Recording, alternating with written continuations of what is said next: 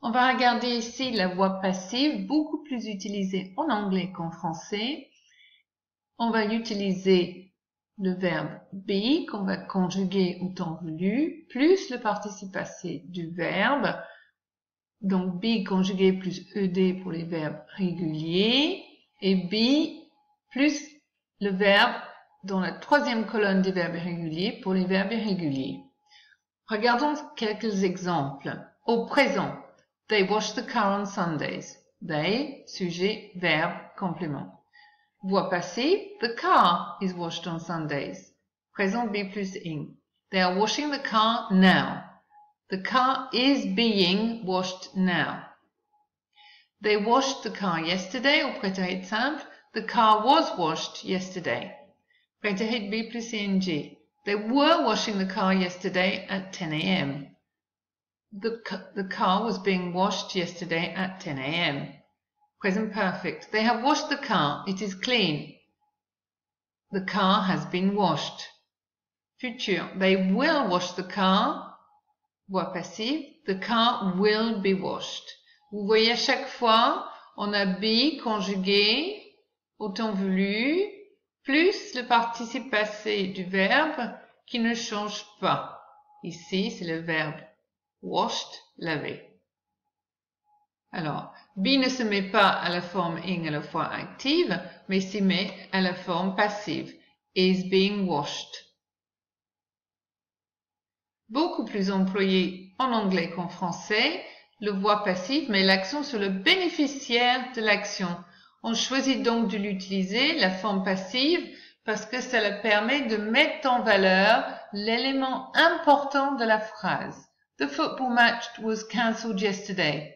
Ce qui importe est que le match a été annulé, pas qui l'a annulé. Si on veut préciser l'auteur de l'action, on utilise un complément d'agent introduit par by, la préposition by. The film was directed by Alfred Hitchcock. Toutefois, si le complément d'agent n'a aucune importance, s'il est évident ou si on ne le connaît pas, on le met.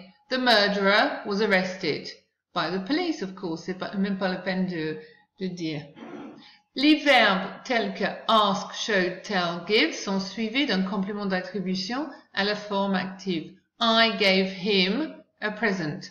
On peut utiliser ce complément d'attribution pour faire un sujet à la forme passive. Donc, him, ici, en position de complément, devient he en position sujet. He was given a present. Donc, on va regarder quelques exemples pour vous montrer comment ça fonctionne. Donc, a woman, on a le marque du temps yesterday. Donc, on va conjuguer be au prétérit. Donc, was run over yesterday by a mad driver.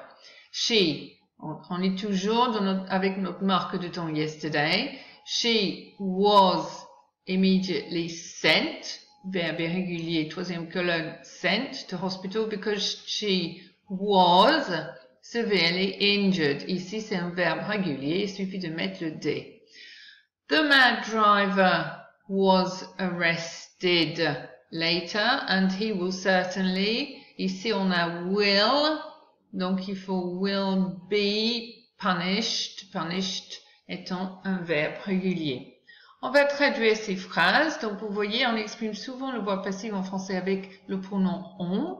En anglais, on va utiliser le complément d'attribution pour faire notre phrase passive. On m'a dit de m'asseoir. I was told, prétérit ici, to sit down. Puis, on m'a demandé mon nom et mon âge. Then, I was asked my name and my age.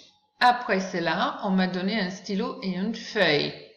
After that, I was given a pen and a paper. On m'a montré beaucoup de photos de suspects. I was shown, montré shown, lots of photos of suspects.